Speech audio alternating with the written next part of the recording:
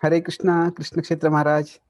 Thank you very much for joining again for the Monks Hare podcast. Krishna. It's wonderful Thank to have you this for ongoing having me series. again. And it's Yes. on way to continue the meditation on the Lord in his various manifestations, and especially the richness Yes. of the conception of the divine. In our tradition becomes more evident when we do a sustained meditation and think of the forms of the Lord each month.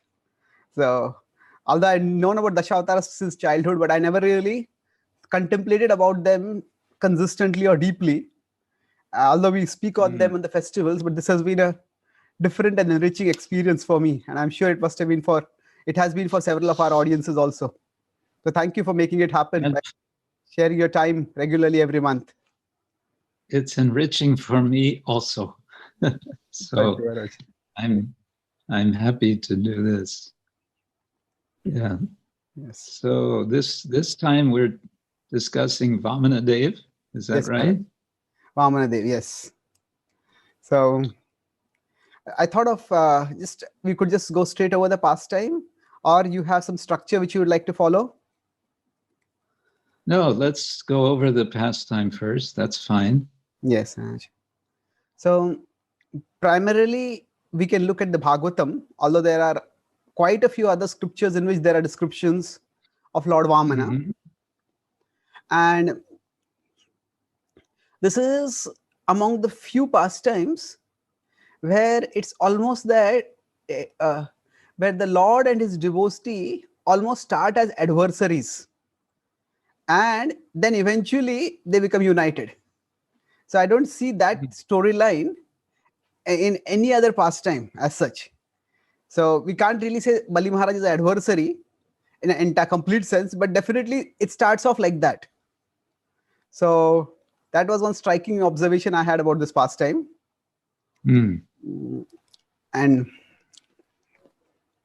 so now there are several avatars of the Lord who have some devotees who are from a demoniac background.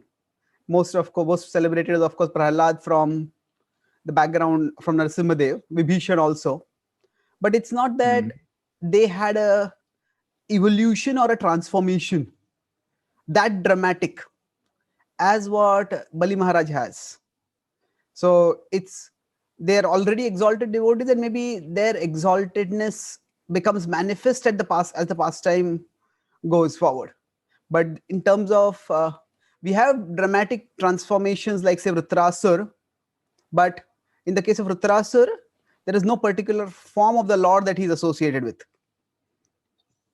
So and another thing is that the Lord seems to transcend boundaries in this case. That he favors Indra also by giving him the kingdom, but he favors Vamana more by giving himself to him. Vamana favors Bali Maharaj more by giving himself to him. So there are a lot of distinctive features of this particular manifestation. These are just some quick general observations I had before we go in. Would you like to respond to any of them, or should we go into the pastime itself? Well, just what you said about crossing boundaries. Of course, Vamanadev himself is a boundary crosser, because when he stretches for his second step, piercing through the shell of the universe, that's, you can say, a major boundary that he is crossing over. Oh, yeah. That's an external sort of boundary, but I'm sure we can think about other boundary crossings happening in this pastime. This is true. So maybe that could be the overarching theme of this. So when he does that, that's also do any of the other forms of the Lord have this much of a dramatic transformation? We could say the first avatar Matsya starts off as a very small manifestation and then he grows like Vamana. But Varaha also starts very small and grows. Yeah.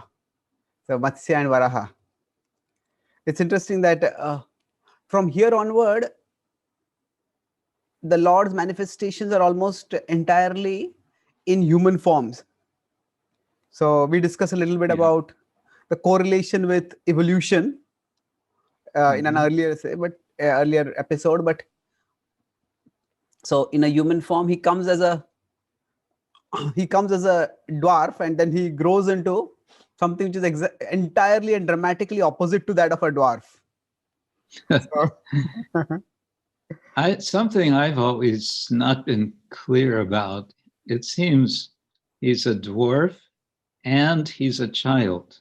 So is he a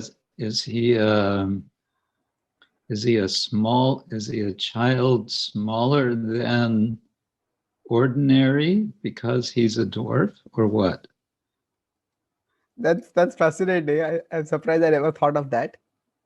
So we don't have any mention of how old he is.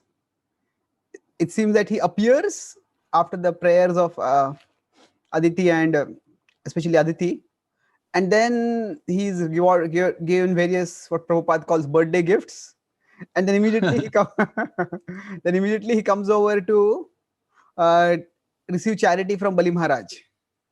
So it seems like, yeah. So he seems to be born sort of fully manifest. He doesn't go through being a baby. He's all there. But then right up, I don't know, doesn't say how soon after that he goes to Bali Maharaj. That is true. But somewhere I thought I read that he's a child as well. Yeah, I mean, I also remember that, and that's how it's depicted usually in our pictures, that he's a child. So that's a good question. And so, but either way, probably the implication would be that he's smaller than normal height. And in some depictions, if we look at the traditional temples, he doesn't exactly seem to be like a child. He seems to be like now of course we may not necessarily say that it is those depictions are accurate, but in some depictions it's very clear he's a child. But in some depictions where he seems to be more like a wise Brahmana of whatever age he is. I'm just looking at some of the depictions over here. I think you can see the screen, Maharaj. Yes. So, if you see over in pictures like this, it seems that, okay, he seems to be like not this one, fully formed divinity. Yeah. So, of course, that is, I think, expanded form. So, if you consider this is also an expanded form.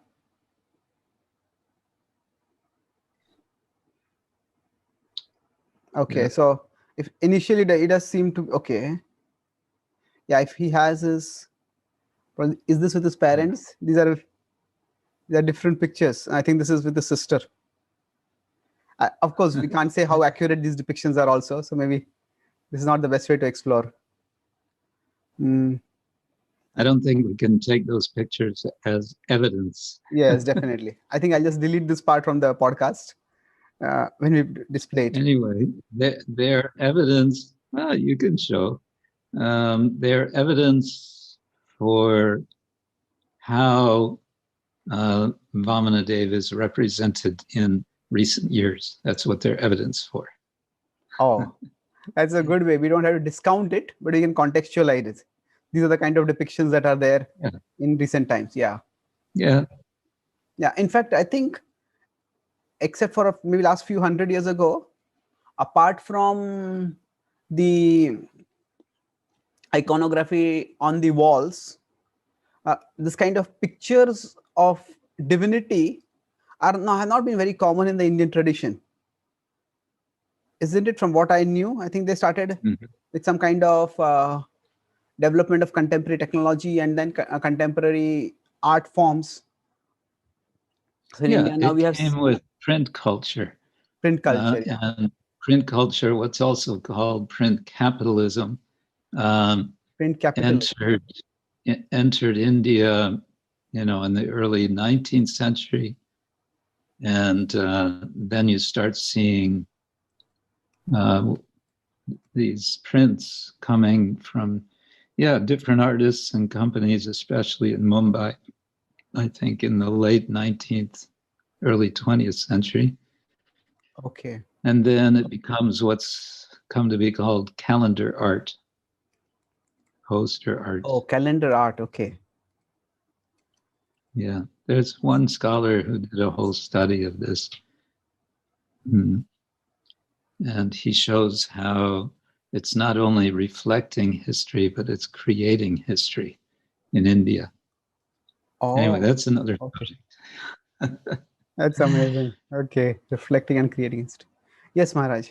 So either way, either it's because of his age or because of his, we could say, whatever innate nature, he is manifesting as a dwarf. Now that doesn't seem to in any way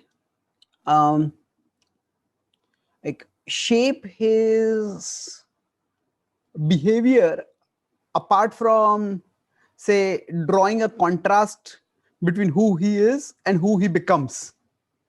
So that means, sometimes people who are very small, they might have some kind of complexes. So society might look down at them, but there's nothing of that sort seems to happen, because he's so effulgent. When Bali Maharaj sees him, Bali Maharaj is impressed. All the visitors are impressed. God does not have any complexes. Although he's supremely complex. Yes. And supremely simple. Yeah, both. But of course, his smallness highlights or accentuates the smallness of his request. His request for 3 steps. Bali Maharaj looks at him and says, come on, you can ask for more than that, because he's so small. When he takes 3 steps, it's going to be nothing. Oh, okay. So in a sense, it adds to the drama of the pastime both ways. How small his request is, and then how big a form he takes. So both ways, that form actually adds to the drama of the request. So now we already entered in the pastime. Just the quick backstory is that that Bali Maharaj has actually become very powerful, although he had one time been killed, almost dead, and Shukracharya revived him and then got him to perform Vishwajit sacrifice, which is supposed to make him the conqueror of the universe. And then he drives the Devatas out, and then their mother prays, and then he appears. So there's a lot over here, but it seems till this point, Bali Maharaj seems to be, you could say, like a powerful conquering demon. He's not exactly shown as doing any demoniac atrocities like, say, Ravana does or any other demons, but he definitely has. Seem to be evil. Yeah, so we could say he's expansionist but not evil. Yeah. He's an imperialist. Imperialist. Okay, that's a contemporary way of putting it. Imperialist. So he wants to extend his imperialism across the universe. Yes. And it seems that colonize. Sorry? He wants to colonize with his demon friends. Colonize, yes. So then he, in a sense, drives away the demons. With respect to Hiranyakashipu, it seems he has subordinated the demons. The demons are offering subservience to him, where they change the weather according to his mood. And he says that if I just glance my eyes, they tremble in terror. If I just raise my eyebrows, they tremble in terror. But in this case, they have just been rendered, like in today's world, there are so many refugees because of political upheavals. So the Devatas have almost become like refugees. Yes, they've crossed the Mediterranean into Italy. Across the Mediterranean. Mm, into Italy. So now, and so at this point, Aditi prays, and she, at the request of, or at the direction of Kashyapa. So here also is an example where the Bhagavatam, if you want to cross boundaries, the Bhagavatam crosses the boundaries between what is material and what is spiritual. In the sense that her request is material. She wants the restoration of the kingdom for her children. It's not so much, from what I saw in her prayers, that she's actually worried about the universe and say dharma in the universe, and she wants to establish the order. It's more of her She just maternal wants concern. to have her kids. She wants to have her kids with her. Yeah. So And she wants them to be in power. yes. So in that sense, the rigid this is also example of how yena kena prakarena mana Krishna niveshayet. Somehow or the other fix the mind on Krishna. If, or what is the Bhagavatam verse? Akama sarva kama va moksha kama udaradhi. Tivrena Yes. bhakti yogena yajita purusham param. So Dhruva Maharaj is a classic example of that, where he gets a kingdom. This we could say is a little more selfless, because she's asking for her sons and not exactly for herself, although it's an extended family. So, and then it's interesting the way the Lord goes about restoring the kingdom. So quite often the Lord appears as a warrior and he fights himself.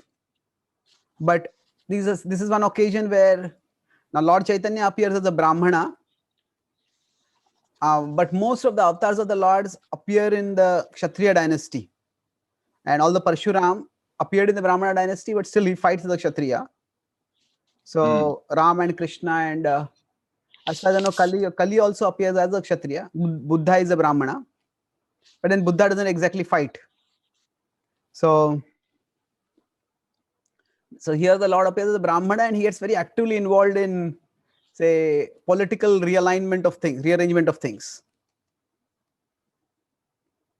Yes. Yes, Maharaj. So, and he's doing everything in a very Brahminical way.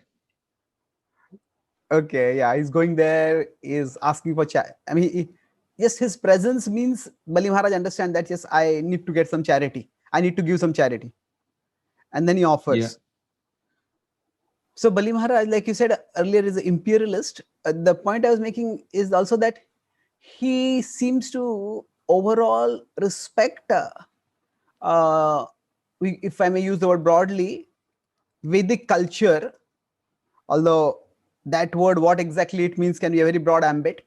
But he seems to respect the principle of doing yajna. He seems to respect the principle of giving dana. So, of course, even Brahmana, Ravan seems to have his own Brahmanas who do sacrifice for him. So that's not unique, but we don't really see any overt demonic, as you said, evil or demoniac tendencies with him. Immediately, he's ready to give charity. In fact, he asks, what charity would you like? And he wants him to take more than necessary, or more than what he initially asked for. So he doesn't come off as a typical bad guy in any way, except for the fact that he's conquering.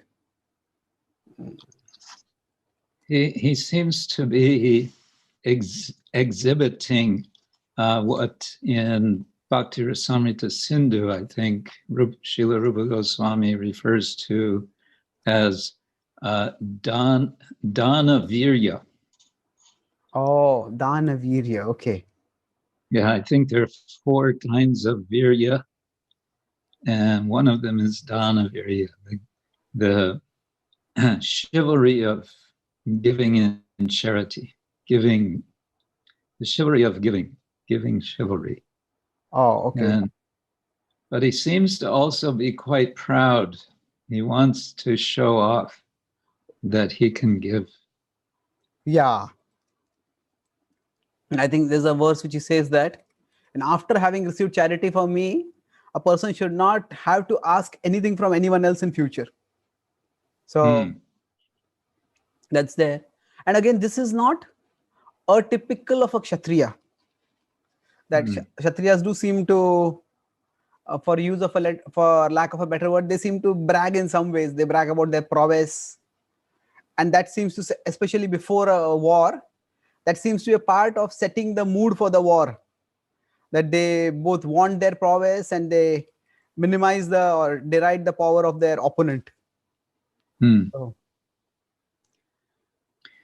But also historically, because I've been reading about a kind of literary study of kingship in South India, giving and charity they're showing their wealth, especially by building temples.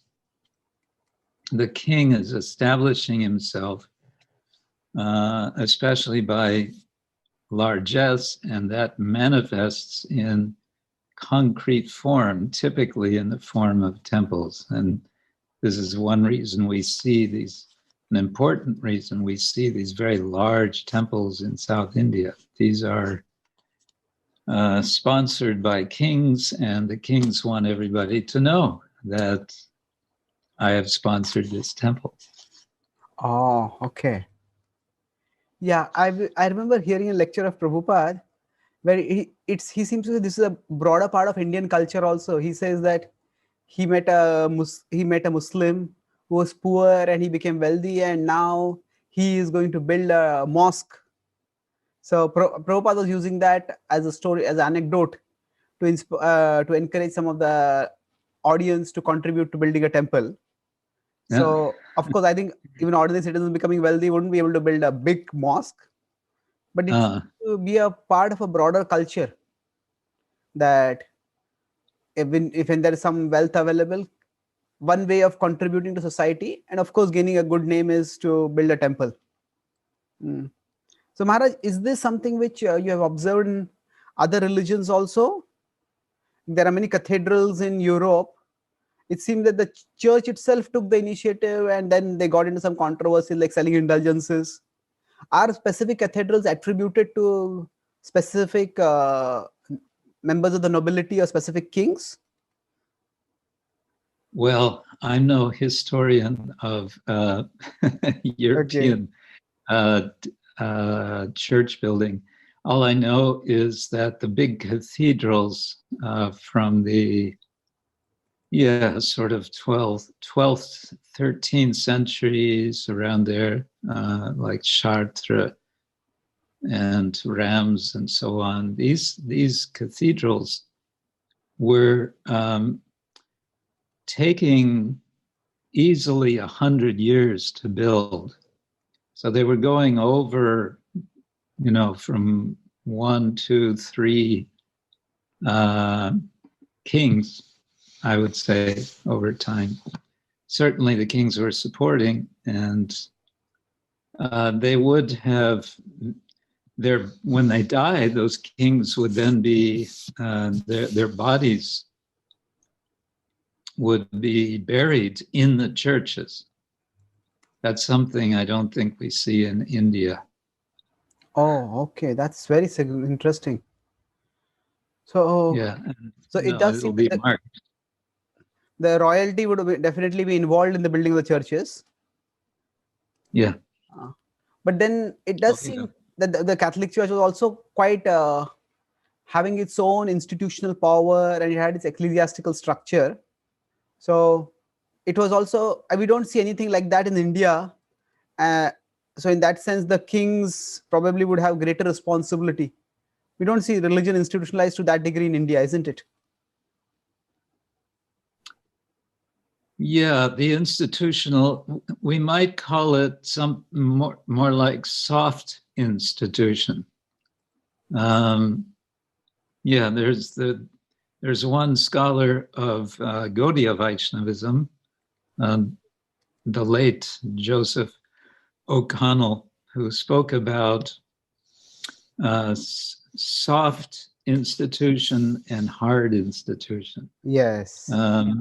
and he wanted to make a distinction between early Gaudiya Vaishnavism, the time of Lord Chaitanya, and the next generations after Lord Chaitanya, which he identified as soft institution, and what he calls the hard institution of specifically ISKCON because of its organizational structure and so on. Of course, it's always more complicated than that, than just saying there are two categories and that's it. So, but it can be helpful, I think, to think about religious organization and institutions in India can be somewhat useful. that's true. So I think I read about this in Dimok's Chaitanya Charitamrita, where he introduced one more called medium. It's a soft core, medium core, hard core. And it seems that he says that Gaudiya Math was a little more medium core. And ISKCON, in some ways, Prabhupada wanted it to be medium core, but maybe it's going toward hardcore. That's his thesis, because Prabhupada didn't want, say, like the finances of ISKCON to be centralized. And when they tried to centralize it, Prabhupada almost suspended the GBC for some time. So, but yeah, so we were talking more about the point about the kings patronizing to build temples. And that's how we have these big temples.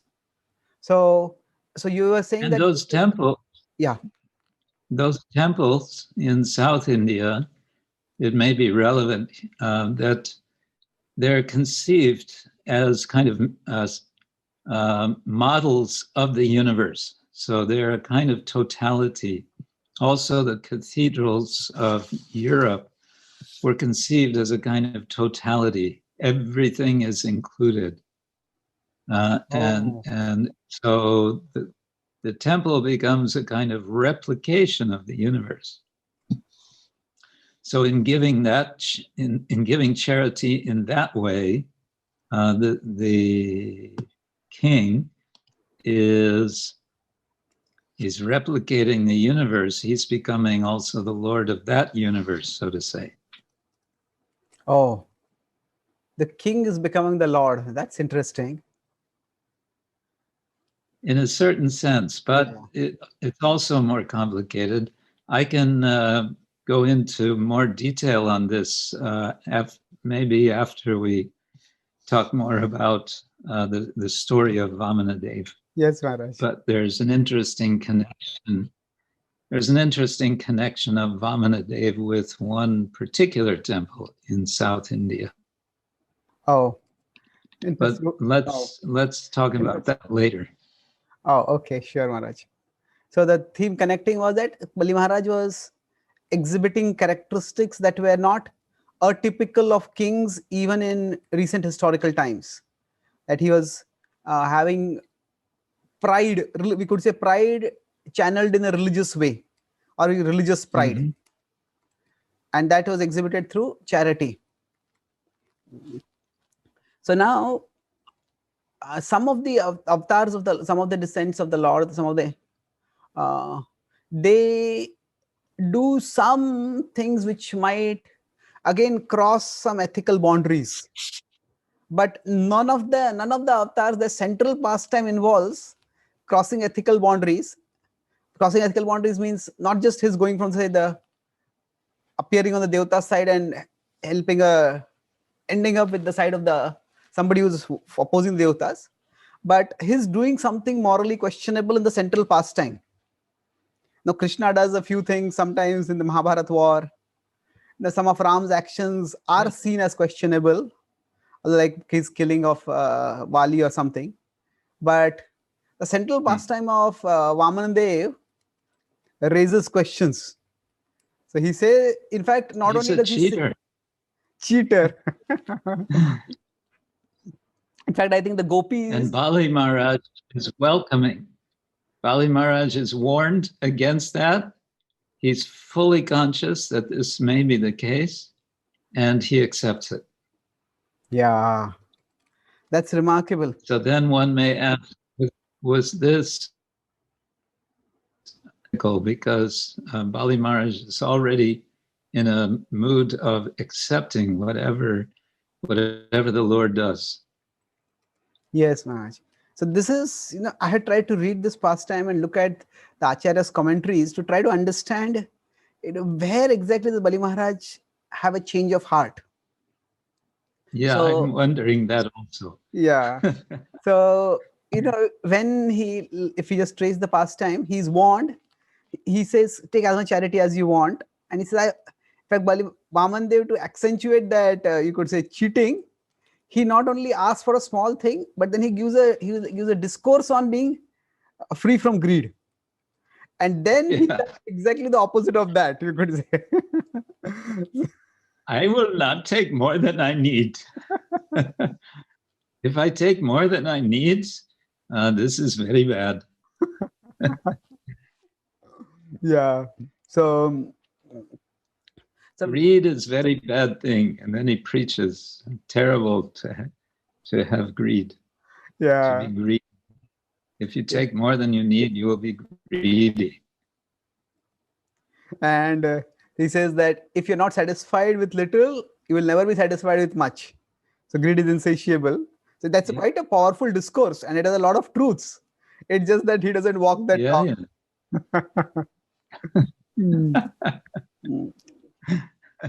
So yes, but then you can say that he does walk the talk, because although he's going to take everything, it's not that he holds on to it to enjoy it. Oh, he basically gives it all to the Devas, right? Oh, okay, yes. So even if he's cheating, it's not for his own sake. So it's for someone else's sake, for the sake of those. So it's honesty among thieves. Oh, we could say it's contentment among cheaters or something. Honesty among thieves. Yeah, same way of putting it. Yeah. So now when he says this, then he asks, Bali Maharaj says, okay, fine. So Shukracharya warns him. Now there is also this undercurrent this about here between ritualism and spirituality, that Shukracharya feels that if Bali Maharaj becomes poverty stricken, then he himself will be left without any sponsor. And this is the problem. Yes, he's afraid he's going to be out of a job. Yeah. So he says, don't do this. In fact, he goes so far ahead saying that you do this, you will be cursed, which is quite strong to stop someone from giving charity even to the Supreme Lord. And at that time, if you see, Vamanadev's motivation at this time is not spiritual. It's again, at this stage also, it's still a sense of honor, that I have given my word to give charity and I will never go back on my word.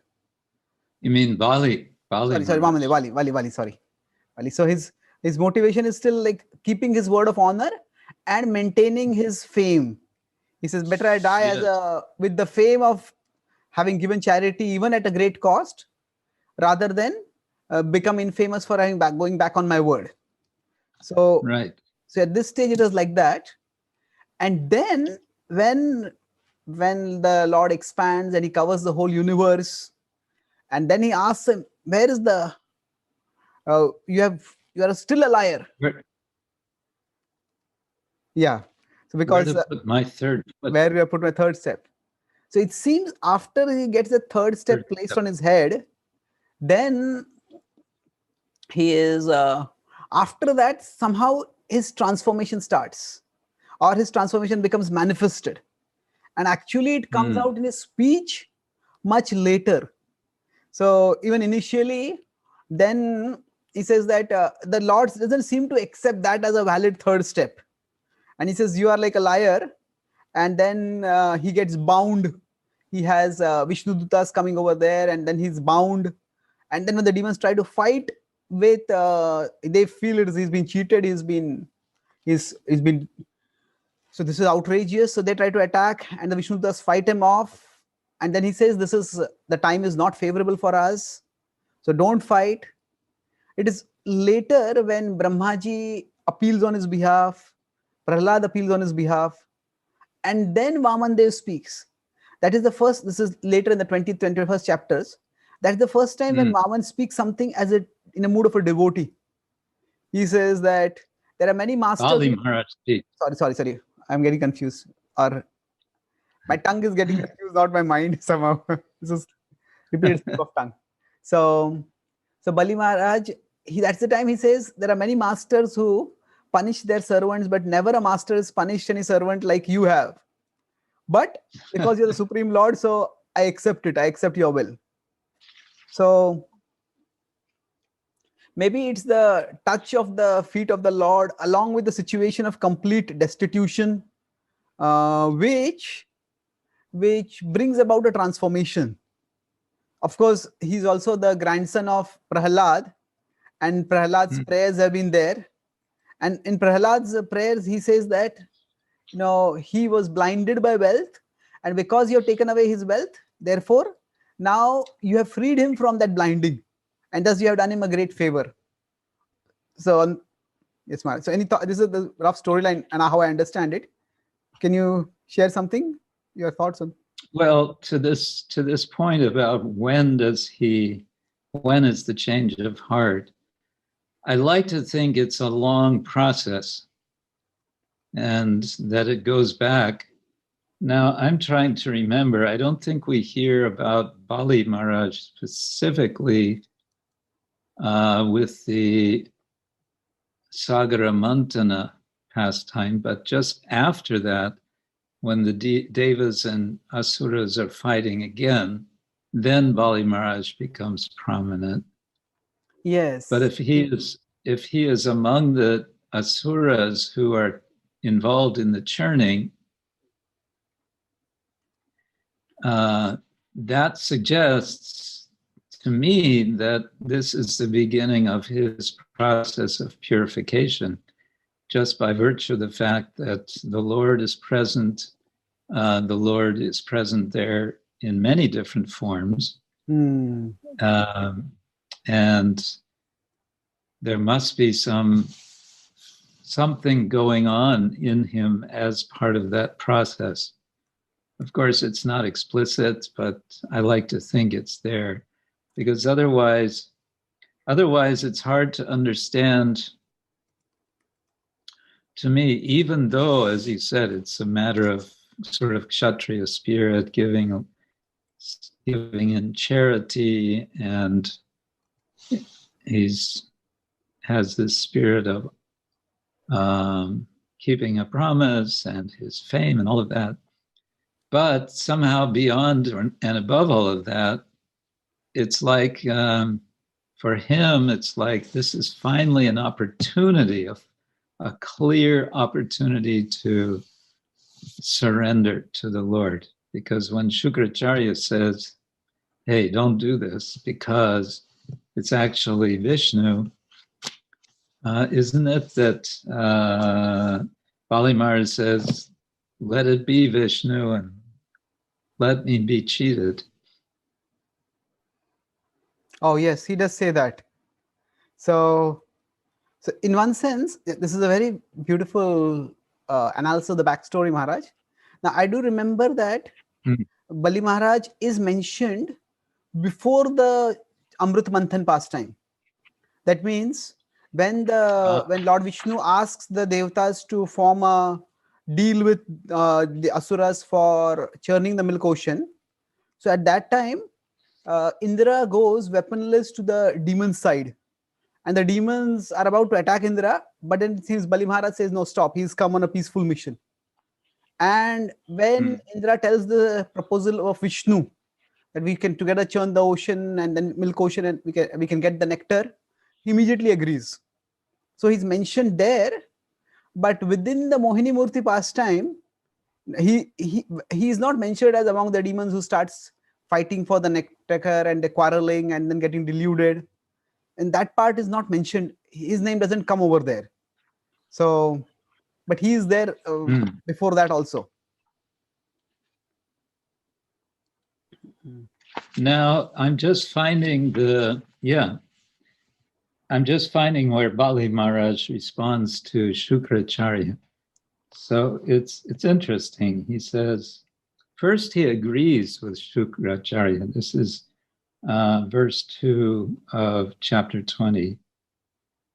He says, as you have already stated, the principle of religion that does not hinder one's economic development, sense gratification, fame, and means of livelihood is the real occupational duty of the householder.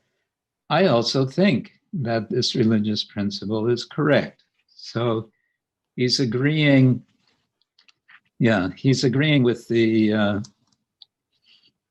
what is being discussed in terms of Varna and Ashrama. And then he says, I'm the grandson of Maharaj Prahlad. How can I withdraw my promise because of greed for money when I've already said that I shall give this land? How can I behave like an ordinary cheater, especially toward a Brahmin? So he's appealing to his relation to being a descendant of Prahlad. And Prahlad, of course, has, by this time, a great reputation as a devotee. So that's also a matter of preparation. And then he's going to elaborate on this theme of truthfulness and untruthfulness. He's saying, if I don't give now, I will be breaking my promise. And he quotes Mother Earth. Yeah. She says, I can bear any heavy thing except a person who is a liar, which is suggesting that Shukracharya is putting himself in a position of being a liar. Yeah, that's true. Because he wants to incite Bali Maharaj to be a liar. Even though he's given reasons, he's given this funny list at the end of chapter 19 of situations in which it's appropriate and permitted to lie. Yeah, a bit of a provocative list. Strishu narma vivahe cha vrityarte prana sankate go brahmanarte hingsayam nanritam syat jugupsitam. In flattering a woman to bring her under control, in joking, in a marriage ceremony, in earning one's livelihood, when one's life is in danger, in protecting cows and Brahminical culture, or in protecting a person from an enemy's hand, falsity is never condemned. Now that sounds like it's straight out of Dharma Shastra. And some years ago, I asked someone who was knowledgeable of Dharma Shastra whether it was to be found, and they found 2 or 3 references which were very close to this, very similar. So, as you were saying, it's kind of the ritual side versus the spiritual side. Here, the ritual side is sort of supported by Dharma Shastra, but I think it's also readable as a parody. Oh, parody. Okay. It's kind of, at least in the first, flattering a woman to bring her under control in joking in a marriage ceremony. It's okay to lie. That seems a little I don't know. I was going to ask you that. The remaining part seems reasonable. Yeah. Livelihood or the last 4 parts seem okay, but the marriage is a time of serious commitment. So I don't know, lying in the time of marriage or for lying to control a woman. So parody makes a reasonable amount of sense here, rather than taking it as literal. Now, it just struck me, though, it says Strishu Narma Vivahe Cha. Strishu can also mean among women. Oh, okay. isn't it? Yeah. So women can, tell little white lies to each other in the course of their socializing. That could be another way of reading it. I don't know. Yeah, so untruth and truth. This is a major issue, which is certainly, it's still within the realm of dharma versus adharma. It's true that it's kind of dharma versus adharma. But for me, it's all part of his preparation of surrendering. It's his piety is showing. It's here. It's you don't get any sense of him being a demon. He's just a very pious. He might be self-centered, and so on, but you don't get a sense that he is demonic. Yeah, at all. Anywhere, actually. No. So there is also, I think there is a general pattern in scripture that when there are certain characters who are normally considered good, if they are there involved in broadly involved in a group that does something questionable, their names are not mentioned.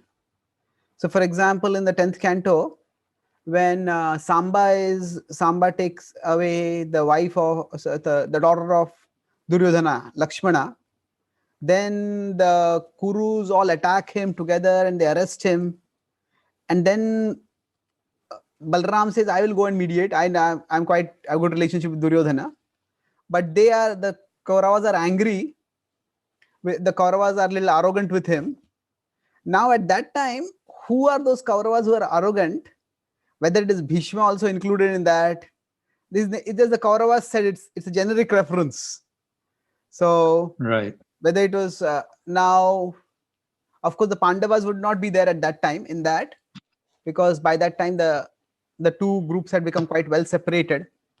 They had their own kingdom also. But so it seems that if an overall group does something which is a little off, sometimes the individual members are not mentioned in scripture, especially if they are known to be otherwise good. Yes. This seems to be, maybe this is in broader consonance with the fact that Eastern cultures are often quite face-saving cultures, where you give venerable people a chance to ensure that their honor is protected. Yes, that is there. Yes, Maharaj. But there's something else, I think, which is sort of flowing underneath all these narratives. And that is that no one, although there are these classifications like Deva and Asura, which seem to be very black and white, the reality is otherwise. And I think that's especially highlighted in the Mahabharata. The Kauravas are generally the bad guys, but not entirely. Duryodhana is a very good ruler. Ravana is apparently a very good ruler, and so on. And again, back to Bali. Bali is a very good ruler, and he has some genuine sense of propriety. Oh, okay. The only fault is that he is against the Devas, and so far he's been, against the Lord. That seems to be his only fault. Oh, okay. So yes, there are. So as compared to Hiranyakashipu, who does seem to be more of a monochromatically black character, we do see that the other demoniac characters are not that black. I don't know if Hiranyakashipu was ruling the demons equitably or just properly. He definitely, before he conquered everything, he was destroying all over the universe. And even Ravan, he was terrorizing and conquering and plundering. But Lanka, he kept prosperous. Duryodhana, as far as we know, he doesn't go too much on a rampage to conquer the world during the time when he has power. Of course, his father is still there and other elders are there. So we don't know what he would have done if he had untrammeled power, unopposed power. But yeah, so that's yeah, please. Yeah. And it has been argued, it can be argued that, in fact, Duryodhana was justified in being the king. Dhritarashtra was justified in having his sons be the receiving the kingdom, since Dhritarashtra was the older son. He himself was disabled by his blindness, but there's a certain reasonableness to then saying still, his sons would be the followers. Anyway, my general point is just, that's true, going back to Bali Maharaj, that he is in process, it seems to me, of preparing to surrender to the Lord. And now the opportunity, this wonderful opportunity has come, and he's only asking for 3 steps of land. How easy it will be. Now, I've always wondered about this 3 steps of land. What does that mean? Because you can take 3 steps, 1, 2, 3, and you have a little triangle. Is that what he meant by 3 steps of land? Or if you take 3 steps going in one direction, then what would be the width? What would be the width of that? And furthermore, why 3 steps? Why not 2? Why not 4? And so on. Of course, we can see that what he does with his 3 steps demonstrates, but initially we may wonder why 3. And one thought came to me that 3 kind of, in terms of grammar, it indicates multiplicity. In Sanskrit grammar, you have the singular, the dual, and the plural. Oh, okay. That's striking. And there are very few languages that have a dual form. Somehow Sanskrit has preserved a dual form.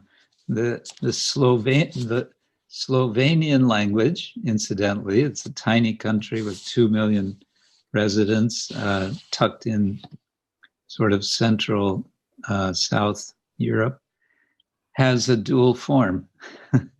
Oh, okay. But the point is that as soon as you go from 2 to 3, there's a significant shift in understanding. If you think just in terms of numbers, we speak of duality, the duality of heat and cold, happiness and distress. Of course, we can speak about degrees of happiness and distress. But when you add a 3rd principle, then you have the multiplicity of the world. And perhaps, therefore, we have 3 modes of nature. But in China, the Chinese tradition has yin and yang, just the 2 principles, and they see everything as being a mixture of these 2. Somehow 2 doesn't seem like enough for our tradition. There has to be 3. And then 3 is multiplicity, and perhaps for that reason, it's a it's a totality, so that when Vamanadev expands and takes his 3 steps and becomes Trivikrama, then he is indeed encompassing. He is encompassing everything. It's not only the totality of the universe in a physical sense, but also in a conceptual sense. It is the Vishesha, the multiplicity, which is reality, that's being encompassed by the Lord. In contrast to the singularity, the nirvishesha, the non-dual principle. It's the multiplicity principle, which to me is indicated by 3 steps, simply by virtue of the numbering. And if you think in terms of grammar, 3 is significant as being significantly more than 2. And it indicates multiplicity sufficiently. You don't need to talk about 4 and 5 and 6. 3 is sufficient. Grammatically speaking, 3 indicates plural. Oh, that's quite a profound analysis. And I love this. I don't know. Because if I think about it, we could even say that the Lord doesn't even have to ask for 3 steps. He could just ask for 1 step, and he could have expanded 1 step to encompass everything also, if he had wanted. So yeah, he could just expand it. He did also expand his size, but he could have expanded his size itself to cover everything. So it's interesting that he asked 3 steps. And going to your point about physical and conceptual. So it seems that he spans the universe, the physical universe, in 2 steps. And it's the 3rd step is more to ask like more of a not just the surrender of possessions, but the surrender of one's subtle body or one's physical body and one's entire being. So yeah, we offer what we have, and then we offer not only what we have, but who we are, which is a deeper level of surrender. Yes, so, that's surrendering oneself, Atmanivedana. Yes. That's the full surrender. And that must be the reason why Bali Maharaj is included among the Mahajans, isn't it? Yes. He is an authority on bhakti. Why is he an authority? Because he gave not just everything, but he gave himself. Yes, that's true.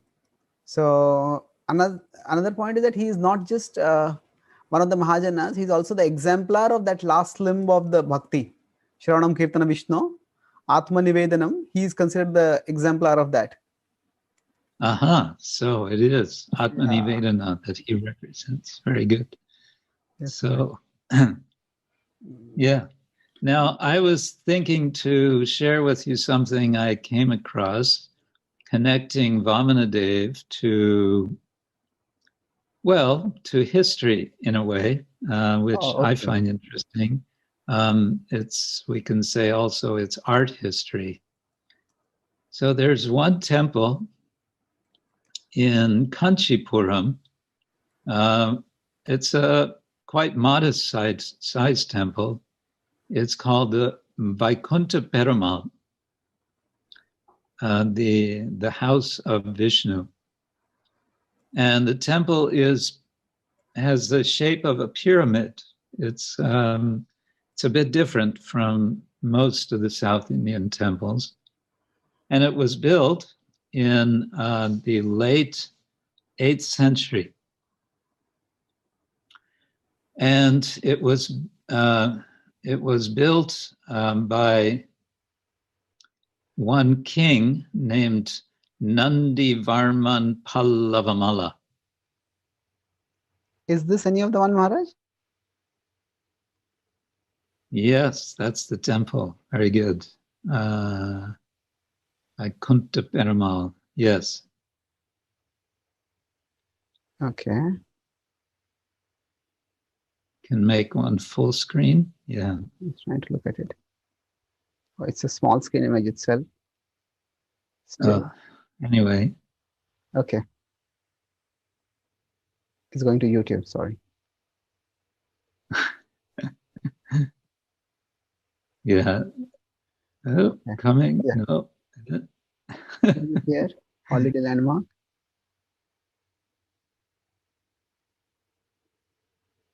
Very Yeah. good. So you notice on these pictures, there are many, many sculptures. Yeah. And it turns out that the sculptures which are on the pyramid, the main temple structure itself, are all they are all descriptive of pastimes in the Bhagavatam. Oh, okay. And all of what you're showing here, these images in the courtyard, basically, these are all telling the history of this king, Nandivarman Pallavamala. Now, Nandivarman Pallavamala was not from a regular Varna, like Kshatriya background. Rather, it seems that he was brought to India from Southeast Asia. Oh, okay. By some people to be their king, and to legitimize him, he underwent Pancharattra initiations. And this entire temple is, in effect, documenting this process. It's a process of initiation that he went through. Now, how do I know all this? Because there is one book, which was the product of 25 years of research by one American scholar named Dennis Hudson. And he wrote a book, I'm just getting the name, called The Body of God, An Emperor's Palace for Krishna in 8th century Kanchipuram. And this book describes in great detail one after another of the sculptures in this temple with elaborate explanation, not only about the stories behind the images, but also as an analysis of just why each panel, each image or bas relief sculpture is positioned where it is in terms of directions, in terms of relation to the rest of the structure, the rest of the building. And so when it comes to his discussion about the sculpture of Vamanadev, there are three sculptures. One is Vamanadev, the next is Trivikrama, and then is an image showing Bali Maharaj surrendering to Trivikrama. Oh, okay. And this Professor Hudson, the late Professor Hudson, he actually died before he finished this book, and then some friends finished it for him. It's published by Oxford University Press. It's explained that Nandivarman is represented or Bali Maharaj represents the king, Nandivarman, and Vamanadev represents Nandivarman's acharya, his guru. Oh, okay. And he identifies 5 ways in which there is correspondence. So I'll just go through these. So Bali and Nandivarman share an analogous ritual status. Asuras are analogous to Shudras, and Nandivarman is a Shudra king. According to the laws of Manu, he is a Malla and a Dravida, and both Mallas and Dravidas once were Kshatriyas, but now are Shudras. Okay. That's according to Manu Samhita, apparently. That's interesting. And he So gives a reference for that. yeah. So it seems there's mobility across the castes. There's some rituals have to be done. So historically, Specifically Pancharatra. Okay. This is where Pancharatra actually, we get a lot of understanding of what Pancharatra is from this book. Okay. It's a way of facilitating, bringing people into the fold, which is how we are engaged in the ISKCON mission today. It's very much linked to Pancharatra. Second, Bali has a Brahman nature imparted to him by the Brigus and owns the whole world. Analogously, Nandivarman has been consecrated according to the rites of the northern sequence and owns the entire Pallava realm. The northern sequence, this is something he explains elsewhere in the book. But it's, as I understand, it's tied with the path of the Devas as opposed to the Asuras. Oh, okay. Bali is devoted to Brahmins and to Vishnu, so is Nandivarman. Bali knows that in the context of his sacrifice, Vishnu is disguised as Vamana.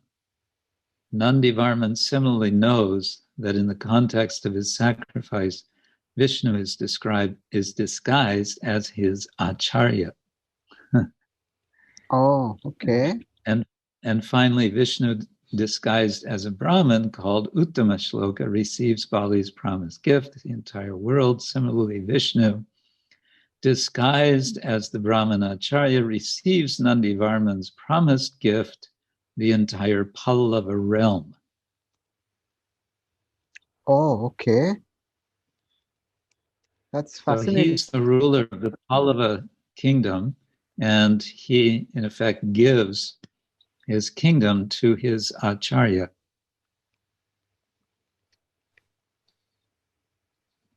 Anyway, I just thought that is interesting.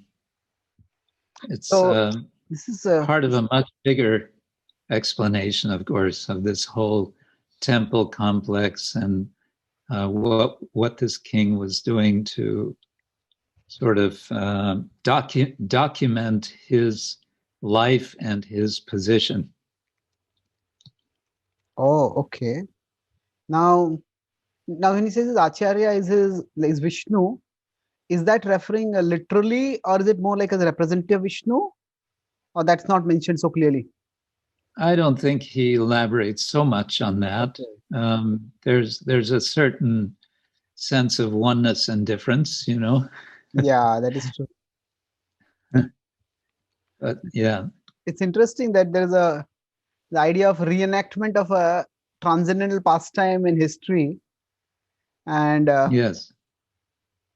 Well, we get this not only as reenactment, but in Rajasthan. I read this quite some time ago, but it's been shown by one scholar that the Jaipur kings, I believe the king at the time of Vishwanath Chakravarti Thakur and Baladeva Vibhushana, when when Baladev came to have that debate it would have been the 18th century, that the king, what was his name?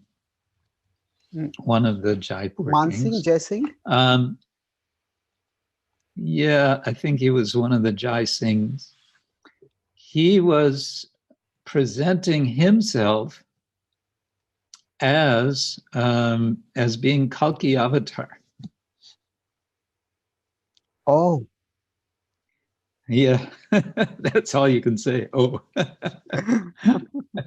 So his whole program was apparently to say, I'm saving, Kali Yuga is now coming to an end because now I'm here.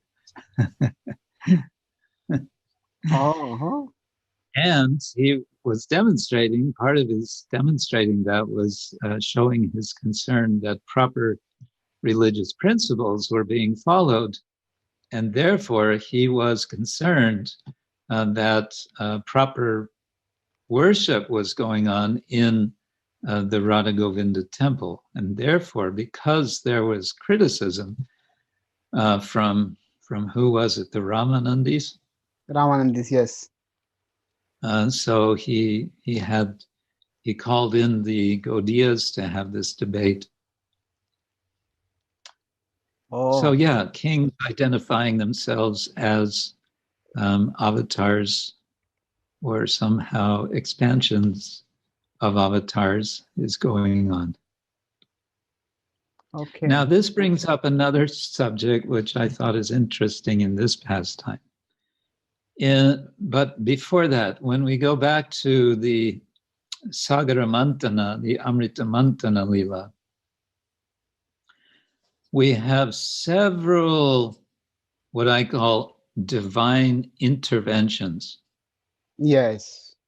The Devas and Asuras are trying to churn, and before that, they're trying to bring the mountain, and they break down. Some of them are crushed.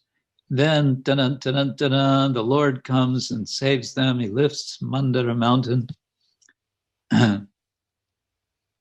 And so on, one after another. There's about 5 or 6 interventions in that pastime. Yeah. There's Ajita on top. He comes and Yes. holds the mountain from above. And yeah, yes, that's true. And Kurma and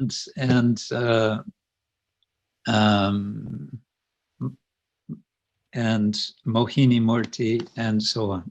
Yes.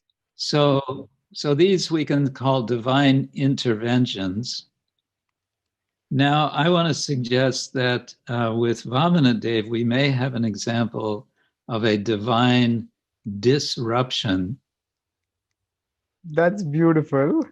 Okay. Because he is coming, the situation is that Bali Maharaj is performing a yajna.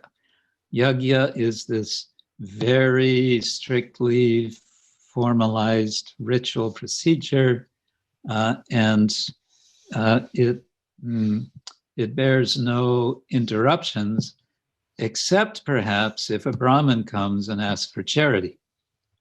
Then, okay, we stop and we give in charity, but otherwise, nothing can stop. When Krishna's friends go to beg alms from the Yajnik Brahmins, and they say, basically, don't disturb us, we're performing yajna, it's because they're not allowing any disruption to be made. In the Daksha Yajna, there's a huge disruption, and we can call it a divine disruption. In that case, because Lord Shiva, simply by sitting and not responding, becomes a huge disruption. Mm-hmm. And it's a disruption of the ritual universe, we can say. Disruption. And when Vamana comes, he's also disrupting, but in a very, very sweet way, which is not, it's absolutely not violent, but it's still a disruption, because in the end, whereas initially Bali Maharaj is going to be giving in measured way, because what is sacrifice? It's giving to the fire, Agni, in very measured ways, what represents giving oneself, but is actually giving so many substitutes for oneself. Now, when Vamanadev comes, he says, "Give me please 3 steps of land." And Bali Maharaj says, "Sure, why not? I'm happy to give you 3 steps of land." He is now ready to actually give himself, Atmani Vedana, but he's not going to give it in the ritual. He's going to give to Vamanadev. And Vamana forces him to do it because Bali doesn't know how else to give himself fully. So Bali Maharaj helps him out. But by saying, "Where am I going to put my 3rd step? You've made a promise. Okay, put it on my head."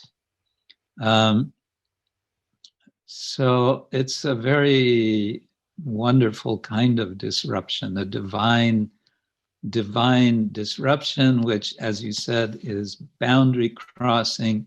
It's collapsing, we can say, all the boundaries, but it's preserving one boundary, and that is there are 2 principles. There's the Lord and there's the Lord's devotee. It's not merging Bali Maharaj with Vamanadev. And then there's a reversal of roles. When Bali Maharaj when Vamana becomes, isn't it? Now I'm getting mixed up. He becomes the doorkeeper. Vamana, is it? Vamana becomes the doorkeeper for Bali Maharaj? Yes, Maharaj, the Dwarpal.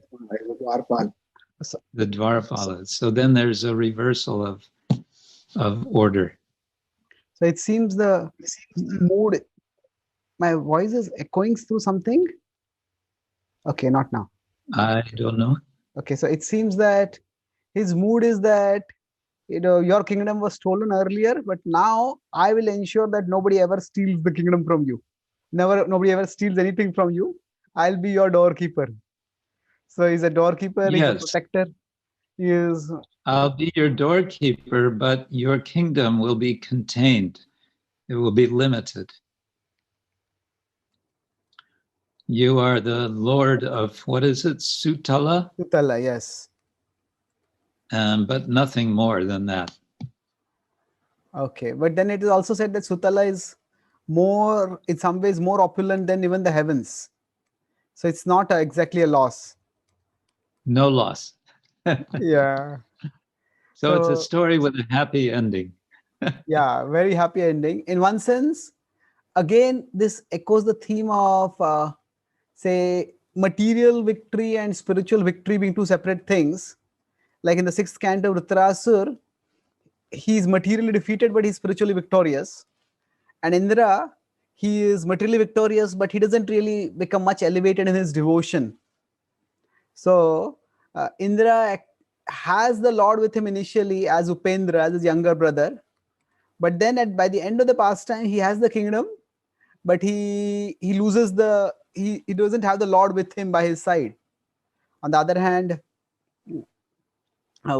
Vamanadev, he had the kingdom initially, practically the universe, but then he didn't have the Lord. By the end of the pastime, he has the Lord, and he also has a part of the kingdom, part of the universe. He has a kingdom.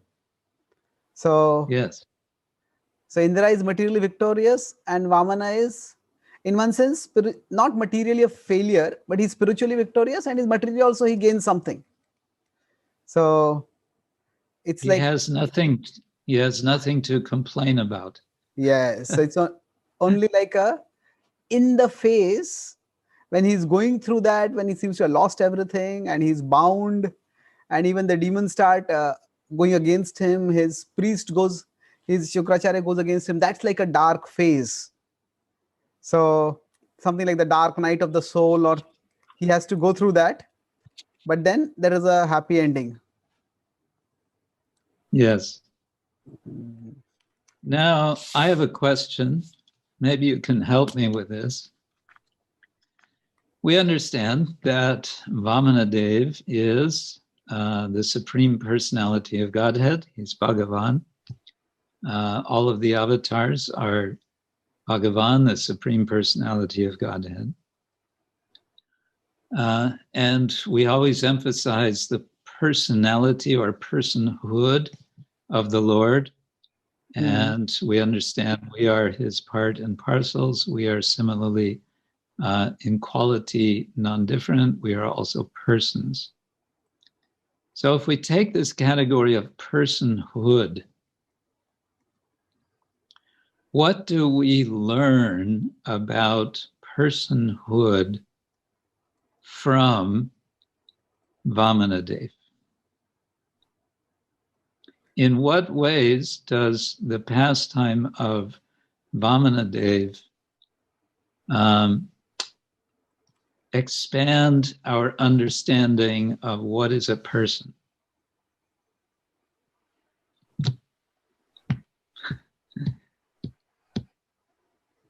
This is a genuine question. This is not a trick or it's not, I don't have a pat answer.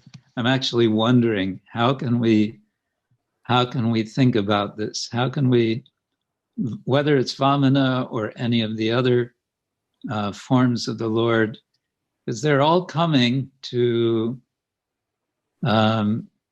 reestablish Dharma, to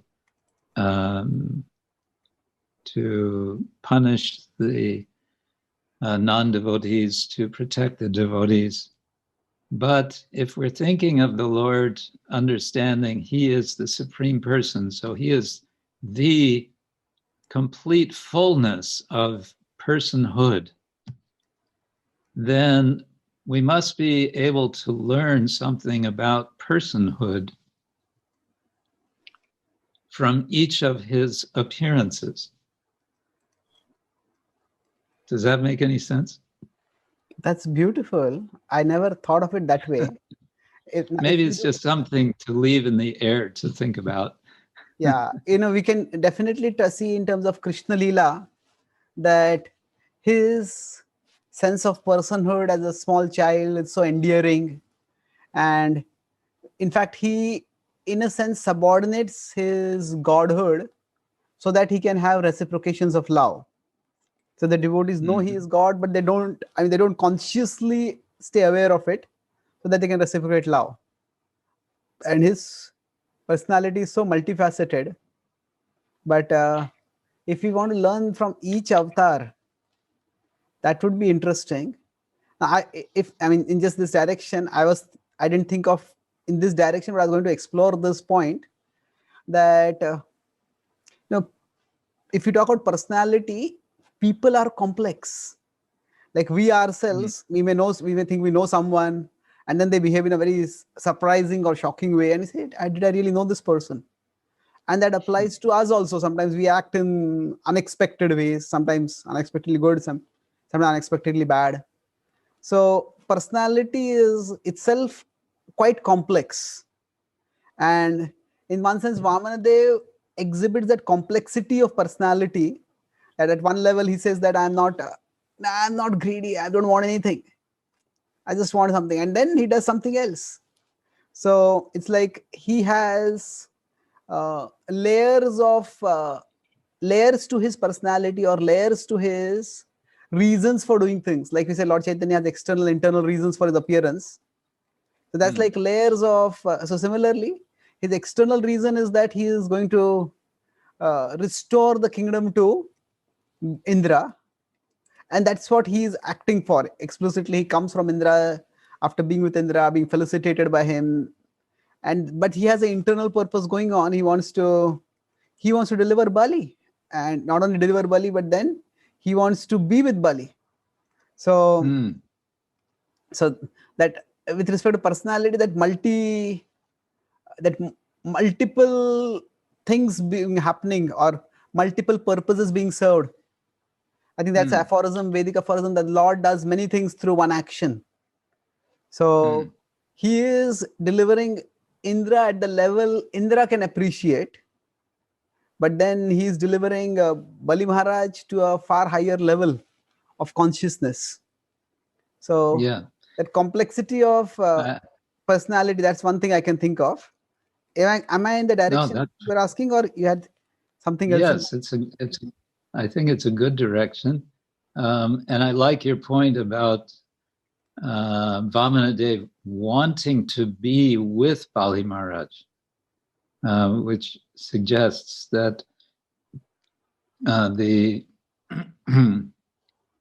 the reciprocation of bhakti is already before we come to Krishna. We're seeing this with Vamanadev, that he's actually having a motivation, we can say, of he wants to draw out Bali Maharaj's devotion because he will enjoy that devotion, he will reciprocate with that devotion, and it becomes mutual, a mutual affection.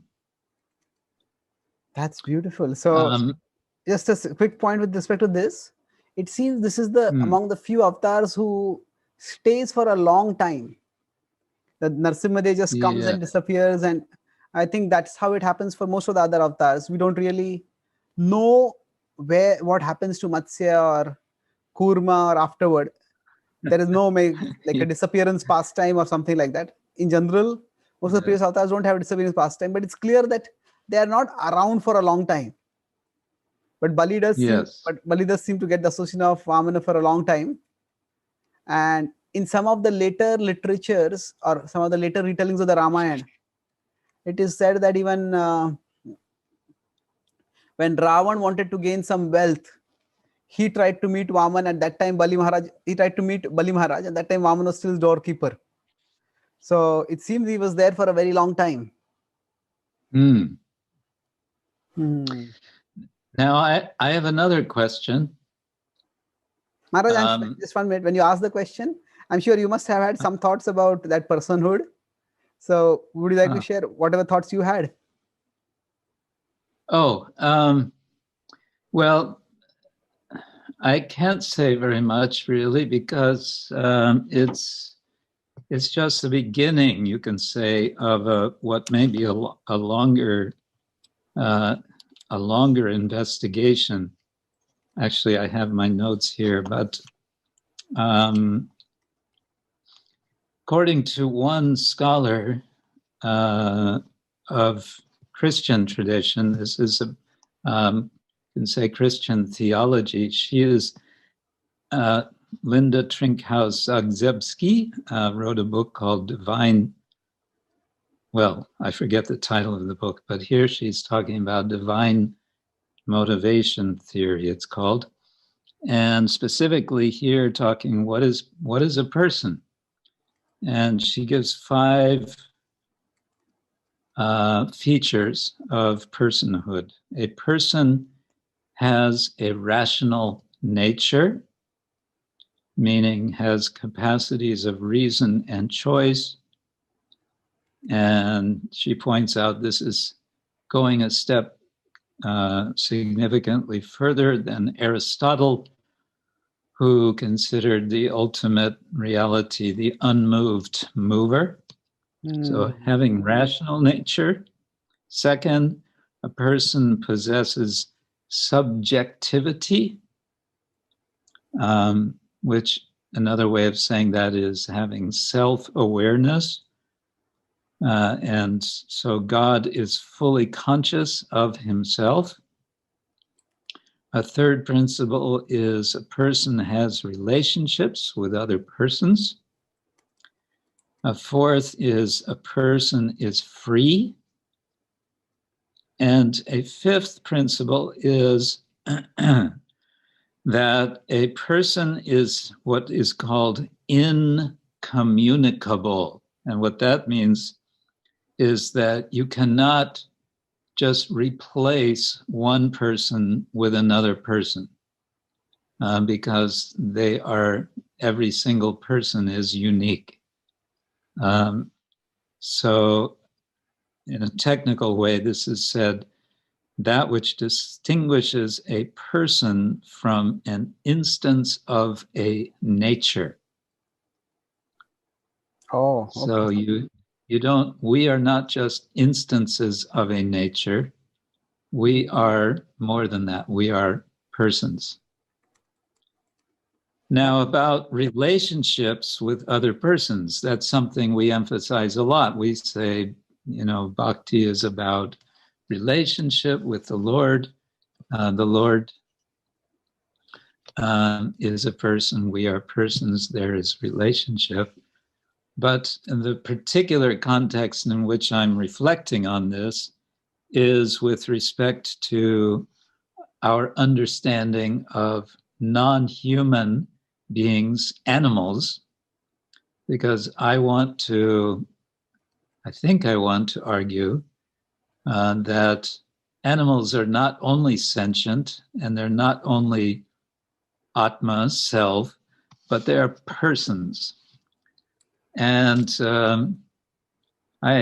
this is just beginning stages. I haven't thought about this enough yet and haven't read enough yet, but it may be some preliminary work for a book, which would be a follow-up to the book I wrote about cows. And that's why I'm asking, what do we learn about personhood from Vamanadev? And you've answered one nice point. There is complexity. We may say complexity of purpose. So it's not a singular, simple purpose, but a complex. Anyway, so that's nice. Oh, so complexity of purpose might fall within relationships, like different relationships with different people. If you want to take that fivefold framework. Yeah, that's fascinating. And in a sense, we could just thinking in that way, the Lord, of course, all his manifestations are persons, but within the way he's manifested, the personhood itself is seen much more in certain avatars or certain manifestations like Krishna or Ram than, say, for example, in Matsya or Kurma or even Varaha. Like we discussed, Varaha speaks. Kurma doesn't really seem to speak also, from as far as we can see. And Matsya, there is some speaking initially, but it's very, very preliminary. So so personhood itself is manifested more. It is latent, always there, but so in Vamana, personhood is manifested quite a bit in terms of the way he is reciprocating with different people. So one other question I have just is one minute before I move forward. Ishwar Krishna Prabhu or Ithamar Theodore, he has written a book. I think you work with him quite often. At least I think you are working some of your teaching in China and other places. So he has talked about these evolving conceptions of personhood in the Bhagavatam and it culminating in Krishna. So so Vamana seems to be, if we consider the Bhagavatam's descriptions of the avatars, so it's roughly in the sequence of the Dashavatars, not necessarily entirely. But if we consider the 8th canto is Vamanadev, 9th canto is Lord Ramachandra and Parshuram, and then 10th canto is Krishna. So there is a progression in the description of the avatars and also the level of personhood manifested by them, with Krishna manifesting the most. Well, this is going to raise questions perhaps about our next avatar, which I think is Parashuram.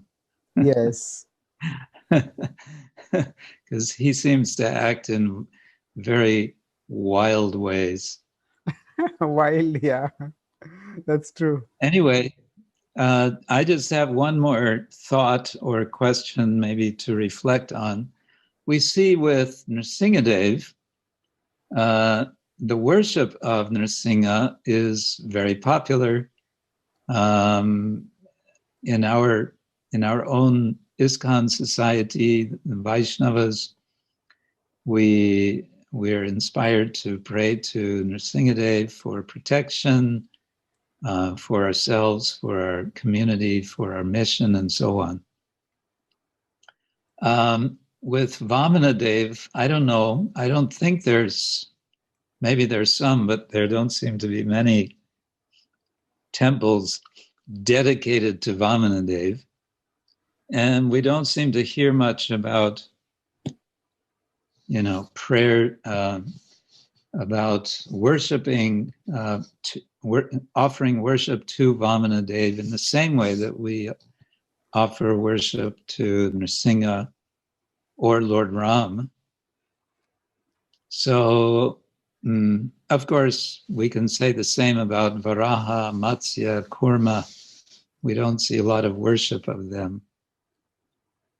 But because Vamana is, as you were just saying, kind of a step further from Nrsingadev, one might expect to be another additional level of worship going on, but we don't seem to see that.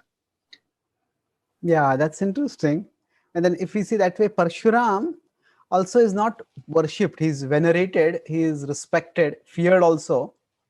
But even we don't see too many temples for Parshuram also. So yeah, it's it does seem, you could say, historic from the perspective of history of religion. Maybe there are particular contextual reasons why particular manifestations of divine start getting worshipped and others don't. Maybe there's a patron king who starts worshipping a particular manifestation of the Lord, and then that goes on and perpetuates. Of course, that's a mundane reason, but at least in Maharashtra, we see a lot of Ganesh worship, and that has we could have historical reasons. At a particular time, some prominent Maharashtrian leaders started recommending that worship as a way of uniting people, and so there is that level of. So maybe it's time to start promoting. Maybe it's time to start promoting worship of Vamanadev. Yeah. Considering that there are some powerful rulers who could be helped in their spiritual progress if they would get opportunity to surrender to the Lord as Vamana, something. Yeah, that's true. That's amazing thought. Just to carry on this thread, Maharaj, that like what Bali Maharaj is very, at one level, respectful of Vedic culture, but then there is the rising from ritual to, we could call it spiritual at one level. But while the Bhagavatam raises from ritual to spiritual, it doesn't reject the ritual, in the sense that there is no condemnation of Shukracharya at the end of the pastime. In fact, when the Vamanadev meets with Shukracharya, he asks him, still consider him like an expert, what was wrong with Bali Maharaj's sacrifice? What went wrong? And then he has that famous verse, Mantra Tantra Chidram, that any sacrifice, however faulty it might be, if the names of the Lord are chanted, then it's all auspicious. So Shukracharya also is not, in a sense, depicted in any uncharitable way over here. He's also is shown to be having devotional wisdom. And in general, the Bhagavatam, even when it shows Brahmanas doing things which are unbrahmanical, it doesn't condemn the institution of Brahmanas per se. Even when they do something wrong, still they are to be respected. That's what it shows. But it's like respect them, but don't restrict your spirituality to them. Something like that. Yes, respect them and put them in perspective. that seems to be what's happening when, again, Krishna's friends go to the Yajnik Brahmins. Yes. They're sort of put into perspective. As you say, they're not completely condemned. In fact, they condemn themselves. But because they condemn themselves, they're actually redeeming themselves. Beautiful. Yeah. By condemning themselves, they're redeeming themselves. And it seems Vishwanath Chakravarti Thakur says that how did they get that realization by the time when their wives come back that they're condemning themselves? That so it seems their sacrifice is successful, and the Devatas come, and the Devatas tell him, "You are such fools. You are doing sacrifices for us, but our Lord had come to you, and you didn't offer him anything." So that's what gives them that realization. That's his explanation. So that the very fact that Devatas came and gave them an explanation and gave them that understanding, that also indicates that they are not to be condemned, that they're given an opportunity for redeeming themselves, and they do redeem themselves in that sense. Yeah. So now, does Bali Maharaj after that still have Shukracharya as his priest? I don't think that's not mentioned much in the last chapters of the canto, where it's just mentioned that the conclusion is like, if we say happily ever after, there are not many details of the ever after that. No. Yes, Maharaj. So anyway, it's a very rich pastime. It's sort of reviewing the pastime of Vamanadev makes me appreciate him more. And thinking of how he is, of course, a divine shapeshifter like some of the others, Matsya and Varaha. But he is he's showing this effort, how the Lord makes wonderful effort to facilitate surrender. He makes a very sweet invitation, and then that's all, and all that Bali Maharaj has to do is agree. He makes his promise, right? He pours the water, indicating that he's making a promise. And then that's all he has to do, and the Lord does the rest. And then the only one more thing that Bali Maharaj has to do when it looks like he's in trouble, as you said, the Vishnudutas come, they're tying him up. All he has to do is bow down. Said, put your foot on my head. So it's bow down, mister. That's beautiful. Which ties the whole pastime in a way back to the process of Archana, in which the final of the 16 upacharas is pranam to offer obeisance. It comes after welcoming, receiving, offering a seat, padyam, argyam, achmaniyam, and so on. Then the final item is pranati, pranam, offering obeisance. So that's what Bali Maharaj does. Now, just to take this from the other perspective, that in one sense, while the Lord created the setting for surrender, there is this, just to take a parallel, like when Prabhupada came to America, in one sense, Prabhupada came at the right time when there was a cultural ferment.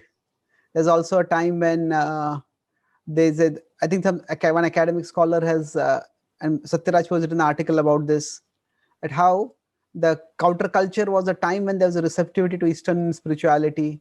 At that time, there were political changes by which the immigration laws were relaxed, and Vatican II had just happened, because of which the Christianity had also become open to other religions. So in a sense, Prabhupada was setting the stage, Krishna was setting the stage for Prabhupada. At the same time, it is Prabhupada's expertise that he danced so well. So it's not taking anything away from Prabhupada's greatness to consider the historical context in which, how the historical context was ripe for Prabhupada's message and mission to spread. So, and that could be that's separate. But similarly, in one sense, while the Lord makes surrender for Vali Maharaj, he creates a setting, but that doesn't take any credit from Bali Maharaj. In one sense, we could say Bali Maharaj has, at one level, every reason to be angry with the Lord. And you cheated me. You said you wanted 3 steps, you on top of that, you gave a discourse on not being greedy, and now just see how greedy you are. So at one level, he has every reason to reject a Lord who almost like double deals like that, and yet he doesn't do. And on top of that, his teacher is telling him to reject the Lord. So he has every reason to reject, and he doesn't reject. I think Prabhupada talks about he that. He rejects his guru. Yeah, he rejects his guru. I think Prabhupada says, I think in the relationship with the gopis' love for Krishna, that real love is when there is every reason for a relationship to end, and still the relationship doesn't end. It's, I think, from Bhakti Sutras. So here it's Bali Maharaj surrender is incredible. That so the Lord very amazingly create this facility for him to surrender the setting, and then he also gloriously surrenders in that setting. So we could appreciate both of them from that perspective. And the Lord is having a good time the whole time. Yeah, a good time the whole time. That's true. And just one observation I had, maybe before we go toward the conclusion, that in the past, in the prayers that are offered by different personalities, like Brahma offers prayers and Prahlad offers prayers, so their prayers seem to be there is a substantial difference between them. So Brahmaji is praying, "My dear Lord, you are satisfied just by offering a little tulsi," and Bali has offered everything. Be satisfied with him. And Prahlad seems to be praying that you are so merciful to him. So the Brahma's emphasis is, if you are merciful, please release him now. It's enough. But Prahlad seems to be appreciating that you are so merciful that although there was some devotional inclination, but he was blinded by pride because of his opulence. Now, by taking away his opulence, you have let his devotion manifest. Of course, I'm paraphrasing the prayers, but so we could also, if you want to trace back, there could also be the influence of Prahlad and his presence in his life, which would also have created some devotional appreciation and inclination in Bali Maharaj. Yes, that I was trying to suggest earlier, that the Bali Maharaj's journey to surrender begins with his being the grandson of Prahlad Maharaj and appreciating that, honoring his grandfather. That's true. So there is we could say there might be one dramatic moment when that transformation manifests, but before that dramatic moment to come up, there is a long history behind it. Exactly. Yes, Maharaj. So now, as a concluding reflection, we also see, like in our acquaintances or even in our outreach with our relatives, like people don't seem to be receptive or interested in bhakti, and then suddenly sometimes happens and they become so serious. In fact, they sometimes seem to be remarkably serious, more serious than somebody who might have been around for years. So there is often a lot working. So it's something like Krishna says that somebody has practiced bhakti in a previous life, or pursued spirituality, it gets covered, and then at what point it will get manifest, it's difficult to predict. But when it gets manifest, it's like they take off from the point where they were earlier, not from point zero. So we're not talking about Bali Maharaj having a previous life history of bhakti, but that point of dramatic transformation that we also see sometimes in our outreach, and we can't really pinpoint, this incident brought about this transformation, but we do see it happens sometimes at a particular time. So there is a big history behind it, maybe extending to a previous life also. But then it's wonderful to see the transformation happening whenever and however it happens. Whenever and however it happens, it's wonderful. Yes. And it's those moments that it's those moments that make it all worthwhile, that make our efforts in serving Lord Chaitanya all worthwhile, isn't it? Yes, Maharaj, true. That's the thing. Nothing gives fulfillment of that level. When we see that, that the soul comes to Krishna, and maybe we played some small part in it. Small part. Small. Yes, Maharaj. Thank you. So should I try to summarize, Maharaj? Please, it's time for your summary. Thank you. So I think we started today by looking at some striking features of the pastime before we went into it. So one theme that came up was of crossing over. So Bali Maharaj is somebody who starts off almost like a demon, but then becomes a devotee. Vritrasura is like that, but Vritrasura doesn't have a personal relationship with a particular manifestation who has also appeared. And a significant part of our talk was tracing Bali Maharaj's transformation. But before we went into that, then you mentioned that even Vamanadev is crossing over, because he at one level physically crosses over and extends into the entire universe. And then he crosses over from Indra's side to Bali Maharaj's side to be with him eternally, or for as long as Sutala is there. And then we discussed about when the transformation happens in Bali Maharaj. So it's in his own words, it is way late when he's expressing that, you have punished me like no one has ever punished anyone, but you are merciful, O Lord. That's in the 22nd chapter, I think 21st, 22nd chapters. But before that, we trace back that it is right in the Amrut Manthan churning ocean that he has contacted the Lord in his many manifestations. And that has its seed, that has its influence. And he is at one level a very honorable Kshatriya. You use the word imperialist. He's expansionist, but there's no evil tendency in him. And he has religious pride in giving charity and maintaining a reputation of being charitable. And then we had this discussion about the South Indian king in Kanchipur. What is the name? Shantivarman? Yes, Kanchipuram. Nandivarman. Pallavamala. Nandivarman. So South Indian names are quite difficult to remember, but you have got that name. Yeah. So Nandivarman. So it seems there's like a reenactment of that, of the pastime of Vamana and Bali in his life, where he considers his Acharya to be like Vamana, and there's architecture over there. So it seems there's a very well researched temple, and you said that it also shows some kind of upward mobility or mobility across the castes, across the Varanas through Pancharatra.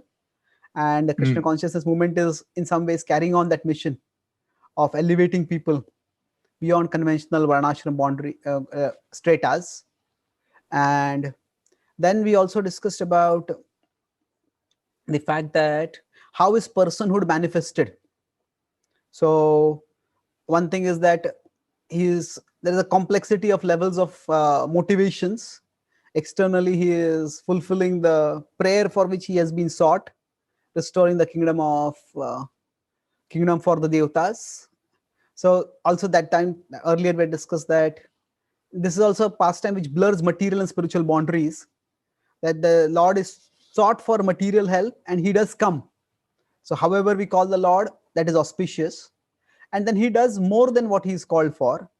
So he gives himself to Vamanadev while he gives the kingdom to Bali. And Vamanadev's surrender is that, Bali. So that was about the historical discussion. And then also you mentioned that how kings had this religious pride of building temples. And at the time of Bali Maharaj, it seems to be more of having huge sacrifices. And through it all, the Lord is personally creating a setting for Vamanadev, for Bali Maharaj to surrender. That he makes it, there is some latent devotion in his heart, but it's not being expressed. And by creating that setting where he can surrender, that the Lord very lovingly arranges for that reciprocation. Then from Bali Maharaj's perspective, he's the grandson of Prahalad, so that also is a devotional influence. And he rejects his guru, so that's also a tension between ritual and spiritual. And the Bhagavatam, while showing how the ritual is inadequate, doesn't condemn it. The Shukracharya is still treated respectfully, but you have to see it in perspective and see the bigger picture also. And then toward the end, we discussed about how, on one side, if we have Vamanadev creating a setting for Bali Maharaj to surrender, another is Bali Maharaj surrendering. There is everything that he could have said. You didn't walk your talk. You said you be content and you are being greedy. But still, he doesn't reject the Lord. He embraces that opportunity. And then after going through a dark phase where it seems everything is lost, he gains everything almost materially and spiritually. He gets a place more opulent than heaven. And then he gets something transcendently greater than heaven, that is the Lord himself. So he gives up this kingdom and he gives himself to the Lord. And the Lord gives the kingdom back, and the Lord gives himself to Bali Maharaj. So it's, as you said, toward the conclusion, it's a very rich pastime with lots of levels which we can analyze and relish. And you also mentioned that maybe it is time that we popularize the worship of Vamanadev, so that some kings can also be redeemed by that surrendering to him. Yes, Maharaj. Anything else? Kings and other sorts of leaders. Others, today's leaders. Yes, Maharaj. Today's leaders, generally, they're not kings, but they're something that, anyway, yes. Yes, Maharaj. We also talked a little about divine disruption. Oh, yeah, beautiful. Yeah. It's divine. A normal word you used for was divine intervention with respect to the Amrit Manthan. But in this case, Yes. there's a divine disruption of the ritual order, like happened in the Daksha pastime also. So yeah. That's beautiful. But it is a very sweet, non-violent disruption. Yes. So Very the Lord sweet. is coming as a Brahmana here. And although he doesn't fight, but he does act to settle political issues without fighting. Yeah. Yes, Maharaj.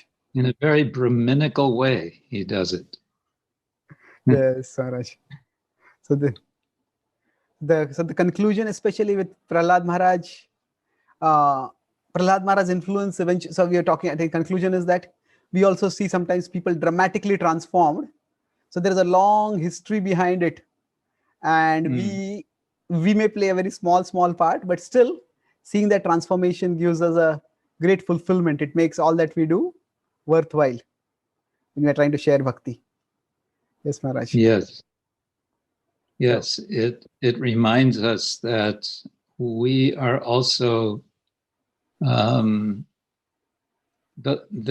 light of the sun of Krishna is also shining on us. Whenever we see that, Krishna Surya Samaya Hoya Andakar. Yeah, it's maybe shining on us and shining through us also for some others to be attracted. And shining through, exactly. Yes, Maharaj. So thank you very much for sharing your insights and sharing. It's like almost encyclopedic scope of we integrated historical religious scholarship with say a devotional contemplation on Lord Vamanadev.